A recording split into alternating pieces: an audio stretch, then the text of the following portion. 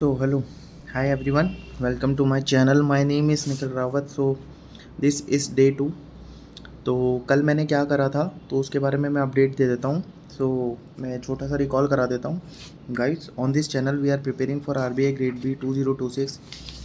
Time तो बहुत कम है, but we are trying to make this short span of time into a very fruitful, you know, into a very fruitful time, so that we can get much out of this.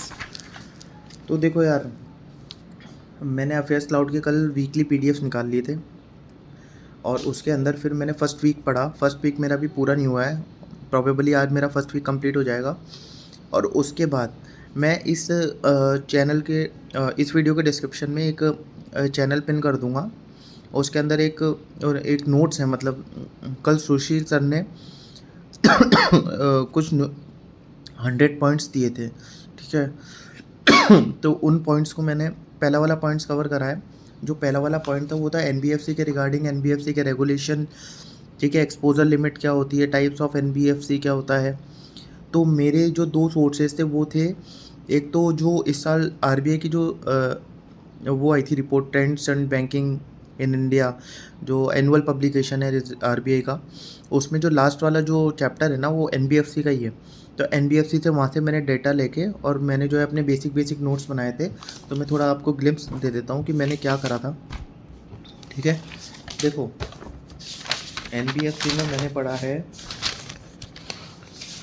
पहले तो NBFC का sub division क्या, एनबीएफआई क्या है, ठीक है. Non banking financial institutions में NBFC होता है, एआईएफआई होता है, ठीक है, ऑल इंडिया फाइनेंशियल इंस्टीट्यूशन, और एआरसी एसेट रिकंस्ट्रक्शन होते हैं, ठीक है. फिर एनबीएफसी में top layer, upper layer, middle layer, ठीक है, और बेस लेयर. इनमें कौन कौन सी एनबीएफसी कौन कौन में किसका वेटेज सबसे ज़्यादा है, एसेट वाइज कौन सबसे ज़्यादा है. एनबीएफसी फैक्टर एक टर्म है, उसका मतलब क्या होता है. Credit to GDP ratio NBFC का क्या होता है. साउंडनेस इंडिकेटर्स लाइक सीआरएआर क्या चल रहा है, जीएनपीए क्या चल रहा है, एनएनपीए क्या चल रहा है, प्रॉफिटेबिलिटी रेशियो क्या चल रहा है, ठीक है. वैसे और पीसीआर क्या है, पीसीआर होता है प्रोविजन कवरेज रेशियो, ठीक है. सीआरएआर क्या चल रहा है. उसके अलावा मैंने फिर बेसिक लिया था. एनबीएफसी एचएफसी भी एनबीएफसी होती है. एक ट्रिक बताऊँ, एचएफसी को पहले एनएचबी रेगुलेट करता था, नेशनल हाउसिंग बैंक. अब आरबीआई रेगुलेट करता है. एनएचबी अब उसको सुपरवाइज करता है, ठीक है. ऐसे ही बता दिया. तो एचएफसी के बारे में पढ़ा, कौन रेगुलेट करता है, कौन सुपरवाइज करता है, जीएनपी एनएनपी क्या है, सेट साइज क्या है. एआईएफआई के बारे में बस बेसिक देखा, कितने एआईएफआई है, सबसे बड़ा कौन सा है, सबसे ज़्यादा हाईएस्ट आउटस्टैंडिंग किसकी है, डाउटफुल एसेट्स किसके सबसे ज़्यादा है, ठीक है. बैलेंस शीट देख ली, एचएफसी की भी देखी और एआईएफआई की भी बैलेंस शीट देखी, ठीक है. फिर मैंने प्राइमरी डीलर का छोटा सा कंसेप्ट है वो पढ़ा, ठीक है. उसके अंदर स्टैंड अलोन प्राइमरी डीलर वाली भी एक कंसेप्ट आता है, वो पढ़ लिया. प्राइमरी डीलर्स इंडिया में कितने हैं, अंडर किस सेक्शन के अंडर आरबीआई इनको रेगुलेट करता है, ठीक है.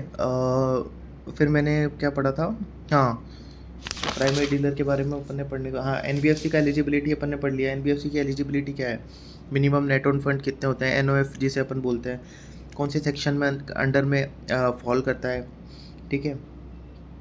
अगर कोई company non banking non financial institution है तो वो कौन से सेक्शन के अंदर आती है, ठीक है. अकाउंट एग्रीगेटर के लिए मिनिमम कितना टर्नओवर होना चाहिए, P to P NBFC P to P के लिए कितना होना चाहिए, ठीक है. आईएफसी आईडीएफ के लिए कितना होना चाहिए, एचएफसी एसपीडी के लिए कितना होना चाहिए. फिर उसके बाद मैंने थोड़ा सुपरविजन रेगुलेशन देखा था, जिसके अंदर निधि कंपनीज किस में आती है. जैसे निधि कंपनीज जिसको सुपरवाइज तो एमसीए करता है और रेगुलेट भी एमसीए करता है, ठीक है. जैसे स्टेट और डिस्ट्रिक्ट कोऑपरेटिव, सेंट्रल कोऑपरेटिव है, उनको सुपरवाइज तो नाबार्ड करता है लेकिन रेगुलेट आरबीआई करता है. मतलब ये थोड़ी सी लिस्ट है, वो पढ़ा था. उसके बाद मैंने ये देखा था कि सीआईसी की एक्सपोजर लिमिट क्या है, कौन सी कंपनी सीआईसी बन सकती है. आईडीएफ के बारे में पढ़ा था.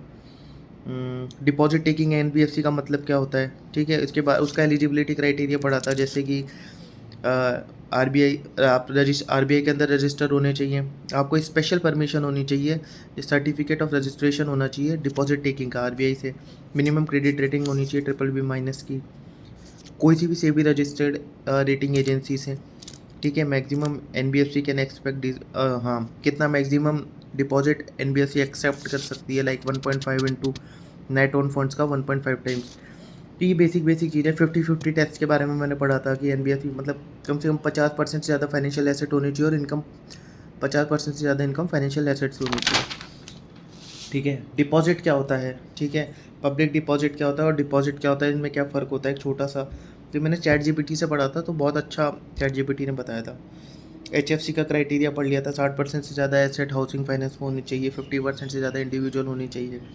आईएफसी पढ़ा था, 75% एसेट इंफ्रास्ट्रक्चर लैंडिंग में जाने चाहिए।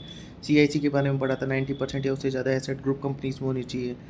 तो ये बेसिक बेसिक चीज़ें थी। उसके अलावा मैंने लास्ट में पढ़ा था, हाँ, माइक्रो फाइनेंस लोन, जो एनबीएफसी माइक्रो फाइनेंस इंस्टीट्यूशन है उसके बारे में एलिजिबिलिटी क्राइटेरिया, एनबीएफसी फैक्टर मैंने आपको बता ही दिया, मोर्टगेज गारंटी कंपनी का भी मैंने बता दिया, और एनबीएफसी हो गया, 50-50 टेस्ट हो गया, डिपॉजिट टेकिंग एनबीएफसी हो गया, ठीक है, हाँ, और एनबीएफसी के लिए एलिजिबिलिटी पढ़ ली, प्राइमरी ऑक्शन में पार्टिसिपेट होना चाहिए, ठीक है, प्राइमरी डीलर का कंसेप्ट बहुत अच्छा कंसेप्ट है, उसको पढ़ना मज़ा आएगा पढ़ने में, ठीक है। और उसके बाद मैंने क्या पढ़ा था, एनबीएफसी की बैलेंस शीट पढ़ी थी, जो कि first half year of FY26 it is around 65.5 lakh crore, ठीक है। एक क्या होता है कि ये चीज़ें अभी काम नहीं आएगी शायद डायरेक्टली, लेकिन जब मेंस में डिस्क्रिप्टिव करने जाओगे ना तो आपको दिमाग में क्लिक करेगा एनबीएफसी क्या है, एनबीएफसी का एसेट साइज क्या है, ठीक है। और एक चीज़ बताऊँ बहुत इंटरेस्टिंग, जितना कंबाइंड एनबीएफसी सेक्टर का साइज है ना, उससे ज़्यादा आरबीआई की बैलेंस शीट है। चेक करना या आप करना, क्योंकि आरबीआई की बैलेंस शीट जहाँ तक मुझे याद है 75 लाख करोड़ से भी ज़्यादा की बैलेंस शीट है, which is around 25% of the GDP, 24% 25% of the GDP. और एनबीएफसी की कंबाइंड बैलेंस शीट, एनबीएफसी कितने पता है आपको, 9,382 एनबीएफसी, मतलब एक इंटरेस्टिंग डेटा है, कहीं लिखा हुआ नहीं है, मतलब मैंने ऐसे ही देखा था क्योंकि मैंने आरबीआई की बैलेंस शीट भी पढ़ी हुई है लास्ट ईयर में, जब आरबीआई एनुअल रिपोर्ट अभी आने वाली है, मई में आ जाएगी आरबीआई एनुअल रिपोर्ट, आप पढ़ोगे तो आपको समझ आएगा। आरबीआई एनुअल रिपोर्ट में सब होता है, बैलेंस शीट वगैरह, कितना क्या मतलब कितना पैसा मार्केट में है, कितना यूपीआई का क्या कंसेप्ट है, कितना कैसे यूपीआई ग्रो कर रहा है, कितने 500 के नोट है, कितने 2000 के नोट है, ये सब आपको पढ़ने को मिलेगा। तो ये बेसिक मैंने पढ़ा था, एनबीएफसी के बारे में पढ़ा था, ठीक है। एनबीएफसी के रेगुलेशन, टाइप्स ऑफ एनबीएफसी, ठीक है, बेसिक बेसिक कुछ पॉइंटर्स निकाले थे 30-40 कि यहाँ से क्वेश्चन बन सकता है, नहीं तो मैं डिस्क्रिप्टिव में कैसे काम रहा। तो हालांकि मैंने कल पढ़ा था, कम पढ़ा था कल के हिसाब से, तो आज मैं ट्राई करूँगा कि मोस्ट ऑफ द चीज़ों को ग्रैब करूँ। सबसे पहले मेरा टारगेट रहेगा कि फर्स्ट वीक को कंप्लीट कर लूँ मैं जनवरी के, फिर उसके बाद मैं कल का रिवाइज़ करके फिर मैं तकरीबन 5 पॉइंट तो कवर करूँ। वो मैं बताऊँ, वैसे मैं टेलीग्राम चैनल का लिंक पिन कर दूंगा, नहीं कर पाया ना तो सुशील सर ने एक 3 पेजेस की पीडीएफ शेयर करी थी उनके टेलीग्राम ग्रुप है टारगेट आरबीआई करके, वहाँ से आप ले लेना, ठीक है, और उसको कर लेना भाई, बहुत तगड़ी, मतलब हर मेजर पॉइंट्स है उसमें, है ना। अब ज़्यादा वीडियो को लंबा नहीं करेंगे, कल देखते हैं कल क्या करते हैं, आज मैक्सिमम कवर करके फिर कल डिस्कस करेंगे आज के बारे में कि आज क्या करा, ओके। तो बहुत जल्दी करना पड़ेगा, टाइम बहुत कम है, 45-50 डेज मैक्सिमम मिलेंगे, कोशिश करते हैं कि फेज़ 1 क्रैक हो जाए, ठीक है। कोई लिख के नहीं दे रहा हूँ कि हो ही जाएगा, but I will try to getting close and even just clearing the phase 1, okay, trying to clearing the phase 1. Thank you very much guys, bye bye, take care, मिलते हैं।